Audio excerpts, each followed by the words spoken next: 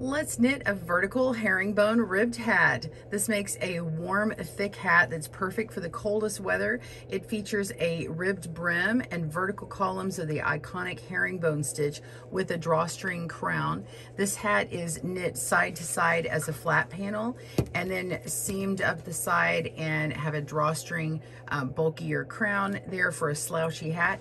We've got it in 6 sizes today. We've got baby and toddler, child, and small, medium, large, adult. I'll teach you this easy 2-row repeat and make yours today with GoodKnit Kisses. Welcome to GoodKnit Kisses. We're all about helping you stitch your love and love your stitches. To get written information on the yarn and the needles used, please click down below in the video description for the link to our blog. We also have the written pattern with the 6 sizes available on that blog as well. If you need a right or left-handed video tutorial, please look down below in the links and get those, and we'll get right to your video. Now, I do have 6 sizes. We have the baby size, which is actually this one here. It's for ages about 3 to 6 months. Then we have the toddler size, which is about 6 to 12 or a little over. And then we have child size, and then small, medium, large, adult. Now, I am working with US 11 or 8 millimeter needles. You could step it up to a 9 millimeter needle, which is a US 13, and get a little bit looser stitch. This is a nice dense stitch, but you can go up. You just want to pay attention to the gauge there. This pattern is a multiple of 1, so if you need to adjust it by adding 1 more stitch or taking 1 away, that's okay. It is a 2-row repeat. You're going to want to cast on your number of stitches, so click in the link below to get that cast on. I'm going to show you how to do the long tail cast on real quick and rows 1 and 2. All right, pause your video, grab your materials, and we'll see you there. All right, so we're going to be casting on our number of stitches to get the height of our hat because we're going to be working it back and forth like this. So get that information down in that blog link below. I'm going to pull out 3 times the length that I want for my hat. So 1, 2, 3, or it's the height of the hat here. And then we're going to place a slip knot in. Okay, I just wrap it around my finger twice, take the back loop over the front, and take the back loop over the front again over the tip of my finger, just like that. All right, now I'm going to take the tail part towards me and the ball part at the back, the working yarn, and slip on my needle. All right, and now we're going to do the long tail cast on. For a slower video tutorial, I do have a link down below. So grab your yarn here in the palm of your hand, split it with your thumb and your index finger like that, and we're going to pull back like a slingshot. And we're going to take our needle and go up under the thumb and go around and down at the finger and down at the thumb and let it go.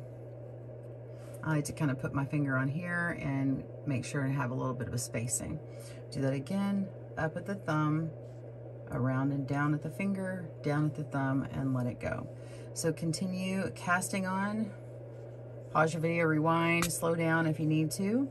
Get your number of stitches on there, and I will see you in just a moment. My beginning one, I'm doing a cast on of 29, and that's for our smallest size. All right, I'll see you at the end of your cast on. See you in a moment. We have finished our cast on. I've turned it over here, got my tail on this side, and this is exactly how my sample looks over here. I just want to show you that I'm actually going to start on row 1, and it doesn't matter that this is already on my needles. I'm going to go up to the top here and begin here. So this is starting at row 1. If your stitches are too tight, you may have to have a looser cast on. So if you cast it on tightly, go ahead and do that again. Make sure it's nice and loose so that you keep your stitches nice and loose over here.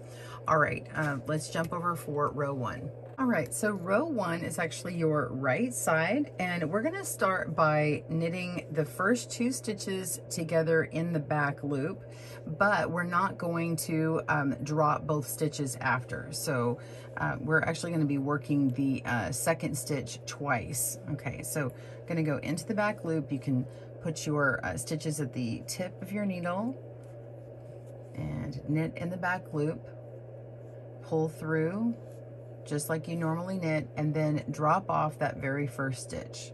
All right, let's do that again. Put our tip through the back loop of both stitches, the next 2 stitches, and yarn over and pull through a loop, and then only let one drop off, just like that. One more time, swing to the back, go through the back of the next 2 loops, yarn over, pull up a loop. Looks like I caught something, so hold on. Go through the back of these 2, yarn over, pull up a loop, and let only one drop off. Okay, and you can see how the stitches start angling in this direction. All right, so you want to keep these nice and loose, work on the tips of your needles, and then once you finish, pull it all the way over so you get gauge on that. So into the back loop and keep going, let that drop off. Okay, I'm going to show you how to undo that, but we are going to work all the way down to here, and you're going to have a number of stitches remaining. Depending upon the size that you're working, you're going to either leave 6 stitches or 8 stitches at the end. Now, the one thing to note about this pattern is on the right side, you're going to have 6 stitches for the brim on the first 2 sizes and 8 stitches for the next 4 sizes up. But on the return row, it's going to be 1 less stitch, and you'll see that on the next one. So after you get several going, you're going to see the pattern develop here. All right, let me show you how to undo these stitches if you ever mess them up. So if you pull them over like this and you see that beginning your next stitch, you've got a big gap, or you've got 2 of these stitches laying down, simply just pick one of them up. And if you're not sure, you can pick up this one, and you can feel your working yarn moving. You can tell that this loop here is actually attached to that. So you can just let it go and drop it, pull it off, and then work on your next one. You can see that there's only 1 loop here, so you're good to go for the next stitches. Work into the back loop. So continue working until you have, let's work until you have about 7 stitches for the smallest 2 and 9 stitches for the larger 4. Okay, all right, let's keep going. I'll pause your video and I will see you there. All right, we're at the beginning of our brim here on row 1, and I've got 1, 2, 3, 4, 5, 6, 7 stitches. This is on the baby and toddler size, and if you're working on the child through large adult, you're going to have 9 stitches left. Okay, so I just stopped a few stitches short of that, and on these 2 stitches here, we're going to work these just as we were, dropping off 1. So now I have 6 stitches left. 1, 2, 3, 4, 5, 6 stitches left. And if you're working on the larger sizes, you're going to have 8 stitches left. So you did work this stitch a little bit with this pair here. Okay, so now all we're going to do is knit through the back loop 1 at a time till the end. That's pretty simple. So knitting in the back loop. Now we are technically doing a garter stitch along the edge here, but on this right side row we're working through the back loop, and that does a couple of things for us. It gives it a little bit more spacing so that when we turn it to the side, it has that ribbed look. And the herringbone stitch is really dense, and it does create this elongated row, this taller row, and so we need the twisted knit stitch in here to kind of give us a little bit of a longer row to accommodate that. It's still going to have that sort of ribbed look when we turn it to the side, but if we did a regular knit stitch, it would be way too small over here. All right, so that's the reasoning behind it. So now we finished row 1. We're going to turn our work over and work on the wrong side. Now you're only going to knit 1 less stitch than your brim before. So if you had 6 in your brim on the other side, you're only going to knit 5 on this side. Or if you had 8 in your brim on this on the right side, you are going to knit 7 in the brim here. So I'm going to knit my stitches. 1, 2, 3, just a regular knit. 4, 5. Okay. And we're going to put the yarn to the front, and working through the next 2 stitches together, we're going to purl 2 stitches together And just like our last row, we're only going to drop off one. So we're slipping one of these stitches. All right, we're purling those two stitches together and only drop one stitch. And go to the next 2 stitches, purling these stitches together and drop 1 stitch. Make sure you're just working on the tips of your needles. Purl 2 together, drop a stitch. And I dropped too many, so just pick that up. There we go. And do the next 2. All right. And I always notice that my purl row is easier to keep loose. So this always tends to feel a little bit looser, and that's okay. So you just keep going, and on this one you go all the way to the end, and then you'll have one last stitch at the end that you will purl 1 time. So you'll purl 2 together, drop 1 stitch, and then purl that last stitch. Pause your video and I will see you there. All right, we're down on our last 2 stitches. We're going to purl those 2 together and drop 1, and then our last stitch is simply purled. And that's it. So you continue repeating rows 1 and 2 until you get your desired length. Now, I do have the lengths that you need for each baby hat, toddler, child, small, medium, large adult. Those are all on our site. This first one is going to be work till 15 inches, and then the other ones are 17, 18, 19 and a half, 21, and 22 inches, or your hat circumference. So if you are making this with some other needle size, you're just going to make it to whatever hat circumference you want, and it's going to come around like this. And that's the part that goes around the head and it gets seamed up. So go ahead and do that. Pause your video and meet me back up here in a minute. I'm going to show you how to bind off. I have a little special bind off because this is a little special stitch. All right, see you soon. So you're going to be working mostly a standard bind off, but just begin in a different way. Now this stitch, because it can be so dense, once you start binding off, it almost is too loose up top. I know that sounds funny, but that's the way it is. So normally I have you do something at the beginning and ending of the stitch, but because the end is a garter stitch, we're going to do something a little different. You're going to start by slipping the first stitch, and then the next 2 stitches, we're going to knit 2 together, okay? And then we're gonna bind off as normal. So lift that first stitch over, move it over the second, and you've now bound off. Now the next one, you're just going to knit as normal, and then go to the next stitch and bind off, and knit as normal, and next stitch and bind off. Okay, so you can actually be tighter on this bind off. Don't be intentionally loose on this one, and keep going. So do that all the way to the very end. And when you get to the end, go ahead and cut a nice long tail. I would do 6 to 8 times the width of this. So you're gonna count it out, 1, 2, 3, 4, like so on, like that, and then pull through a nice long tail. Pause your video and I'll meet you for the sewing section. See you soon. So I've already pulled through my nice long tail, and you can see you have your beginning tail up here. Now we're going to be putting this together and sewing it up, and you can see that the little short tail is at the top here. We're going to begin at the brim and work all the way to the top. So you could go ahead and weave in this tail so that when we finish up, you don't have anything left to do. So let's go ahead and do that now. We're gonna weave in this tail. And you want to avoid the seam because we're going to be going through that area. So you can just kind of go up through a few of these back loops here. It's going to get pulled in when we do our drawstring. So I'm just going to kind of go through this column here like this.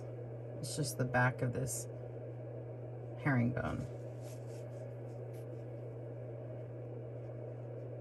And since no one's going to see it, it doesn't have to be perfect, but I'm just going to go back up and hide that tail and cut it. All right, so now we're going to put our wrong sides together, and we're going to be starting at the brim here. I've got my yarn coming from this side, so I'm going to bring it over to the other side. And now this was our bind off here. I'm going to go first through this outer stitch here on the edge, pull through, You can leave a little slack so you can see where you were coming from last and where you're going next, and then we'll pull it tighter later. Come back over to this cast off edge here, and you can see this first set of stitches right here, these two, and we're going to go underneath it. It's a little elongated, but that's okay. It's going to be this pair here, okay? So just pull on through and come to the other side, and we're going to go above where this yarn is coming out from, right here. Go above that, so go down on top of that where that comes from and pull up, and you've got 2 stitches here, where you got technically 1 stitch but 2 legs of yarn here. We're going to go underneath that whole thing, and that's our cast on row. Pull through and leave that yarn loose so you can see where you're coming from. Go over here and follow that line and go underneath that next stitch, and the next one is right there, so it's between the bind off and that purl stitch. Pull through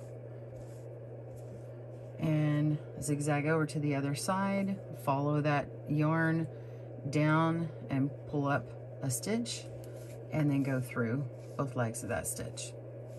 And you're just going to continue going back and forth like this and up to the herringbone edge. So keep going through yours, pause your video if you have to, and I'm going to get up to the herringbone to show you what that looks like.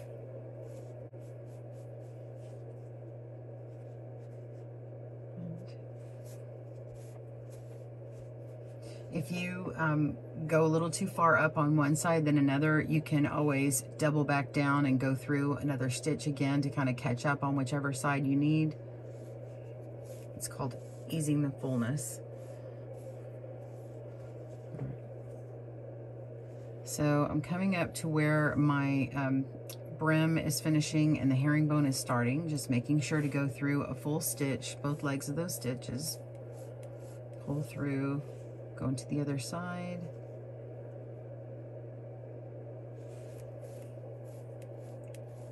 And pull through. All right, so let's go underneath this stitch and try and find the next 2 legs of that stitch.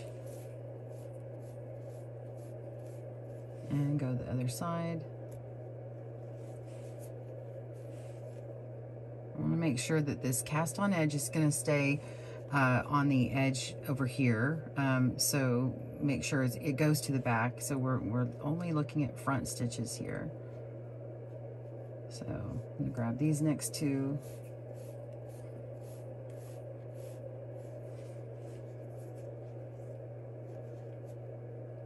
And these. And just continue pulling that slack out. And after a while, you can go ahead and pull on this, make it a little bit tighter. If you don't want to pull too tight down here, you could slowly pull from a lower point. That way you're not overworking your yarn.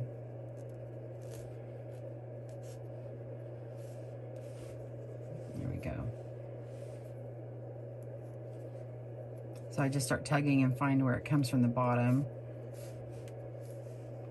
There we go. It's nice and gentle, and it remains in that garter stitch this way, but it looks like that rib stitch the other direction. So now that I've kind of got the slack out of here, I know that this is going to be even when I pull it through.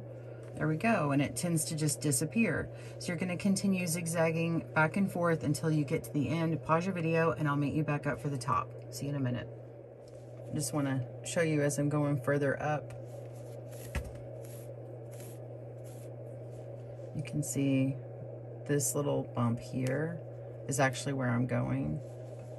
So the edge is kind of hard to see where that sort of cast on edge was. So I just wanted you to see it's this little, it looks like a bump here, but it's actually 2 stitches running this way on top. But if you do it, if it's easier for you to see, it looks sort of like a bump. I realized that after I was going, I was like, I'm not sure if someone's going to quite see that as those 2 stitches. So anyway, I hope that helps someone. All right, I will see you at the end, and we'll sew this up together, the rest of it. Okay, I have two more stitches at the top, but I want you to see this. It's just so satisfying to pull this tight. I already did this part right here, so let's just pull this together.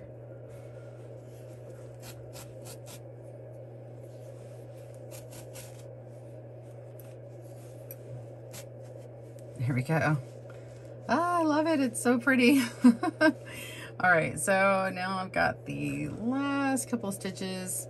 Actually, it's hard to even tell that you need to do it, and it's going to hide, so let's see, maybe one at the top. So actually, we're just going to go on to the next part. So we're at the top of this seam here, which is really a herringbone. So we're going to skip over to another one over here, just kind of the top of this point here. Go through, grab a couple of stitches, and pull all the way through. And we're going to make a drawstring, okay? So we're going to go to the top of another column, just kind of skip one and go over top of this column up here and pull through all your stitches or all your yarn. And now skip over another one here. I'm going to skip one and go to the top of the next one. Pull through and continue doing that all the way around. Pause your video. I'll meet you back up at the seam. See you soon.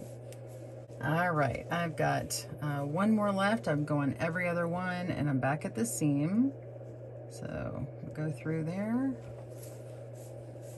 pull through, and now I want to put my needle and my yarn in the middle, in the top, and we're going to turn it inside out, and we're going to pull this together as a drawstring. So now you can just tug on your yarn and pull it, and it's going to close that up very nicely. If you went through the top of every herringbone stitch, it might have a bigger hole here. You can go back through every other stitch again and pick up stitches around where this drawstring was, and just kind of keep going in the same direction. So I was coming from this direction here, so I'm going to skip over and go to another stitch and pick up, and skip over another one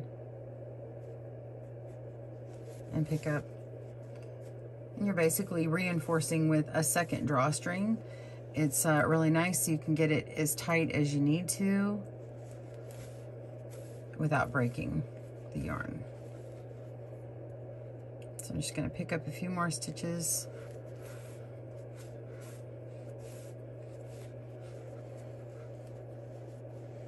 I like this technique, especially when you have a really bulky yarn. It just doesn't make for a nice crown if it's got a hole in it. So anyway, so I pulled that too. It's a nice closed hat, and then we want to go in a couple of stitches, make a loop, and you can knot that. I'm just going to go back through that loop that just closed. And I'm going to do it a couple more times.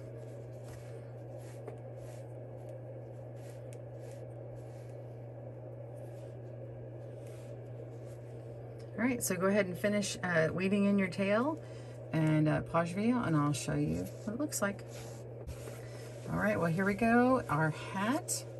Turn that inside out. What a cute baby hat. You can even flip up the brim if you like. So cute. Here is our toddler size hat as well, and we do have those 4 other sizes as well, and then they're going to be a taller brim. So the brims on these are about 1.5 inches, and then the larger sizes are about 2 inches.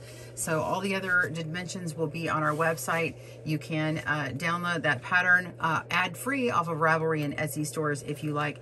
Please tag us on Instagram at GoodKnit Kisses. I would love to see your vertical herringbone ribbed hats. We'll see you soon here at GoodKnit Kisses. Happy knitting. Oh, and if you want it on the loom, we've also got it there too. We'll see you soon.